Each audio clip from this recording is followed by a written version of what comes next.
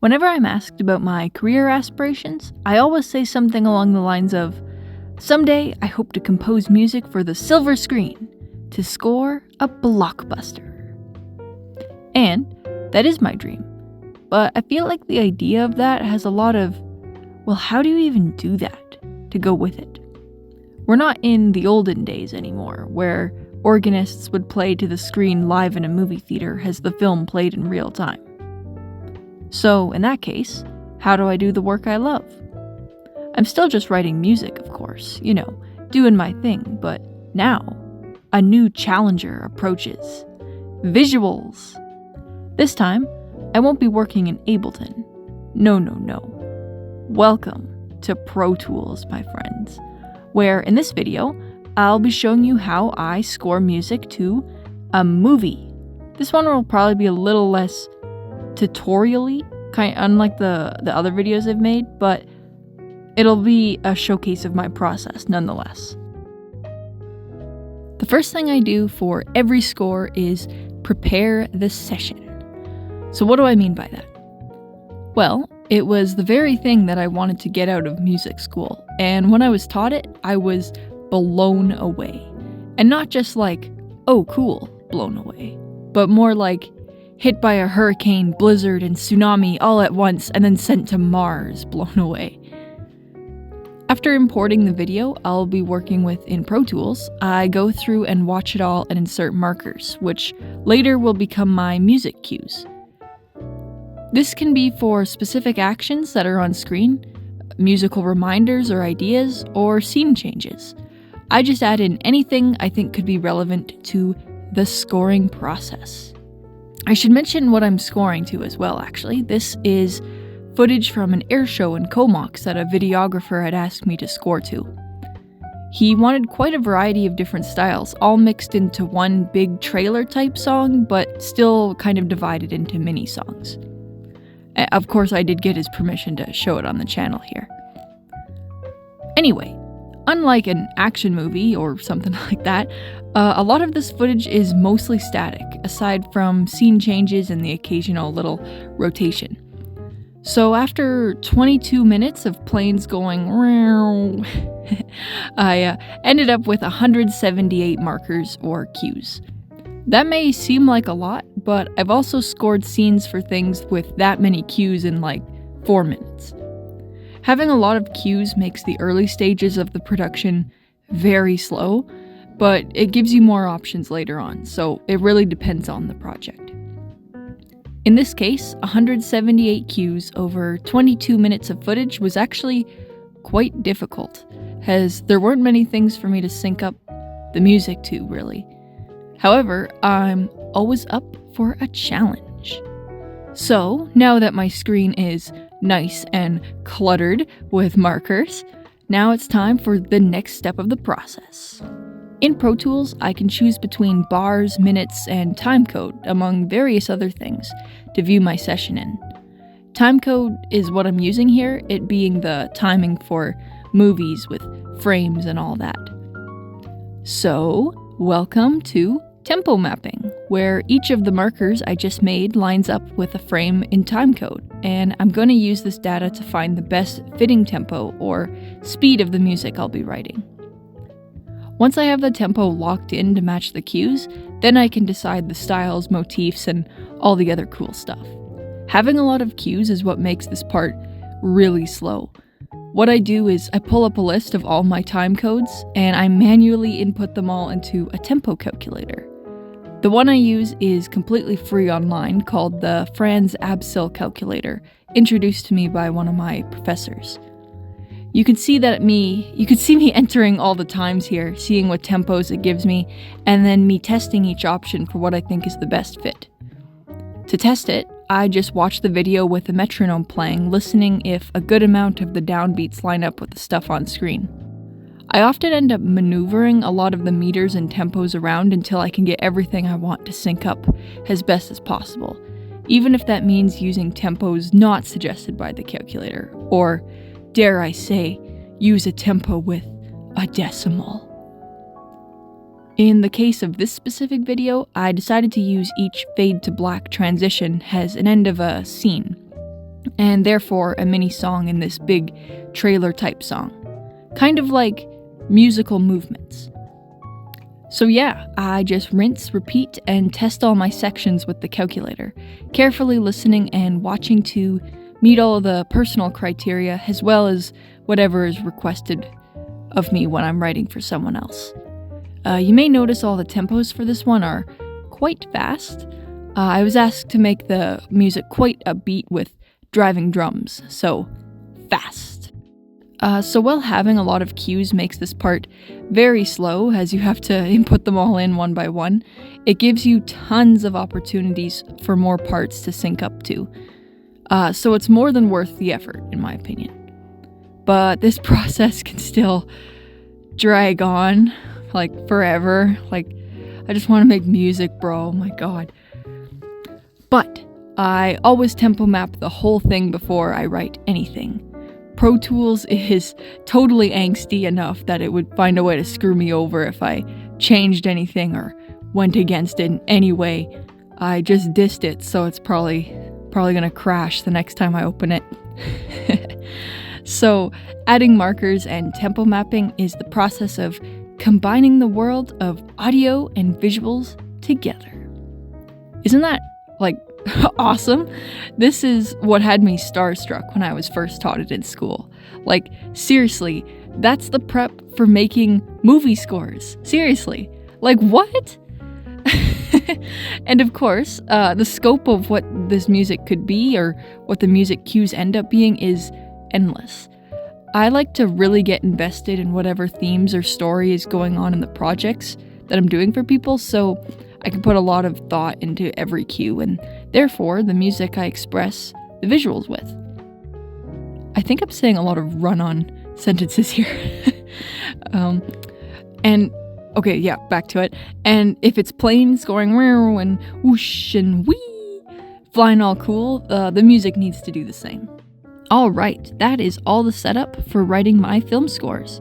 Now that the cues are in place and the tempos are laid out, it's time to actually write some music. Finally. This also means that we've hit the end of the planning, as now I just resume my normal workflow of improvising and vibing out on the fly. The only difference being I'm watching the video and playing parts as things happen on screen. You would think after all those intense preparations, I would plan every note accordingly, but nah, the chillin' just never stops. So I guess I'll use this part of the video to kind of tell you about some of the creative choices and artistic touches I put on the project. I had quite a handful of tracks to use as references this time from my buddy guy, some being orchestral, some country, some rock, and very interestingly, some heavy metal with shamisen. I wanted to write a narrative of sorts with this music, all of them transitioning like individual mini-songs, but all also having similar motifs, just spread out among the different genres I had to use. I started off quite simple and majestic to introduce my melody idea, which was like the first recording of the day, and we just stuck with it. After a bit of getting used to it, I started to pick things up, adding more instruments and drums to add some drive. The first idea that I ended up with happened to be in A minor, and I just kept going with it for the whole 22 minutes, somehow, with a couple of accidentals, of course. I think I've exhausted the key of A minor for a bit, though. I'll take a break for a bit. A big challenge on this project was just how static most of the shots were. I wanted to add more musical ideas, but there was never much of a visual indicator for them, with a few exceptions, of course. The tricky part is that it's supposed to be this cool music for cool planes doing cool things, so I had to find a balance for just how many ideas to introduce to keep the footage sounding interesting. I'm by no means an expert on plane models or anything, but I tried to incorporate ideas and instruments that I thought suited each type of plane, kind of like they were characters. For example, I used lighter motifs and wind instruments for the float planes, while using much more heavy brass for the jets. I also wanted to make sure that every bigger section of music was balanced out with a lighter section, so as not to exhaust the listener, and also to make my workload a little easier. Another notable part, composition-wise, would probably be some of the transitions, where I used some cool lasers and airlock sounds, which I thought were more than appropriate for planes. Depending on where my cues landed, songs would go directly from one to another, switching tempos, or I'd have a moment of peace, I'll call it, with more of a gradual transition. Again, just more variety. Of course, a lot of this boils down to the, oh, that just happened to work out that way kind of thing, you know? The section with the heavy metal and shamisen was really interesting, actually, because it was my first time writing metal, and my guy was very adamant about including it. I ended up dividing it into 2 parts with different speeds to better fit the footage. There was a lot happening in it, so I made sure that the next mini-song was way calmer. Whenever the planes let out a stream of smoke, I tried to express it in counter melodies, even if it wasn't on a downbeat. Another section I was really happy with, if not the most happy with, was somewhat in the middle with these 2 skinnier black planes. It was a really long set of shots with the 2 sorta gradually passing over one another. Since I was just making stuff up as I went, I was just playing along and watching, but the shot was way longer than I thought, so I kept doing repeats and going like da-na-na, da-na-na, da-na-na with the brass over and over, and I was like, come on, how long is this going on for? When does this end? It was such a weird recording, but I ended up really liking the random part I came up with, and it was probably my favorite part of the whole project, going da-na-da, da-na-da, da-na. Oh my god. I should mention that even with the visuals, I try my best to maintain typical song structures, operating all my ideas within 2, 4, 8, or 16 bars, just as I would normally. I think it's really important for the scores I write to be able to sort of hold their own, even without their videos, so I try to write them as sound as possible. These patterns just make the music make more sense to listen to, you know? We like the patterns. Though sometimes sacrifices must be made, but I do my best. So I just continue doing my thing throughout the rest of the video, all of these mini songs using the same motifs.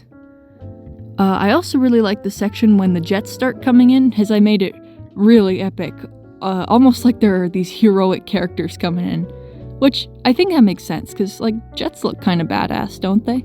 I also like that at the very end of the footage, I use the exact same melodies and ideas as the beginning to make the whole thing sort of come full circle. And just like that, over multiple days and scoring sessions, the video now has original music. Obviously, the length of the video and amount of cues will determine how long it will take me to score.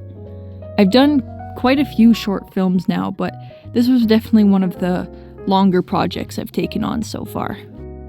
Once I finish writing, I go on to do my usual mixing routine and adjust any parts that may need it. An important part of mixing film scores is mixing them to whatever loudness standard their medium requires. So what exactly does that mean, you may be asking yourself?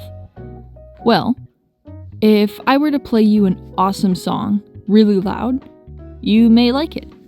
But if I played a super obnoxious beeping at the same volume, you may think it's too loud.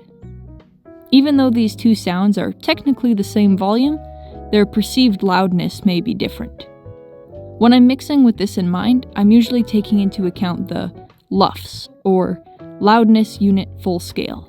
Whatever the audio is being used for and where it's being uploaded to will determine what numbers to shoot for. Music on Spotify, for example, is -14 integrated LUFS, whereas film audio on Netflix is -27. Integrated being the overall value over the time of the whole file. Keeping everything uniform keeps that perceived loudness all balanced out, so everything sounds good and consistent. Everything has its standard, but unless specified otherwise, I'll usually mix a film score to -23, as that was the general loudness I was told to use in school. Okay, that was a lot of numbers, right? Well, that may sound complicated. It just means I have to listen through my projects a million billion times to make sure I hit the values I want, which was the magical -23 this time. I usually listen through and bounce out a few copies of the audio to make sure it's all perfect. Since my files are huge, with all the tracks and whatnot, this usually takes quite a while with all the loading and saving times. Actually, funny enough, a friend of mine reached out to me while I was working on this score, asking me if I wanted to do the audio for a game jam that he joined. And I was all like, yeah, I have 30 minutes to kill while this loads, why not? So while Pro Tools was bouncing my files, I popped back into Ableton to quickly write all the chiptune music and jingles for the jam. Ended up being a really fun little project to do while I was waiting. And of course, my laptop sounded like it was gonna freaking take off while I was doing all this, but luckily for me, it's a GigaChat and did not explode on me. Damn, finally done. What a wild ride. All the footage in this video is super sped up, like 16 times I think. I couldn't even fit all the screen recordings in because I was working on this for so long, and I didn't want this video to be too long, you know? Alright, that was a lot. Anyone still here after all that? If you're still watching, I hope you found some of that interesting. Writing scores to visuals is definitely a whole different beast than just cooking up a banger on its own. Film and game scores have always been the thing for me. Whenever I've got earbuds in while doing something, that's what I'm listening to. Guaranteed. And since I care so much about it, I just kept on grinding and learning Pro Tools until I thought I was good enough. Maybe. Hopefully. I guess if you enjoy something enough and you care about it, you're bound to improve, right?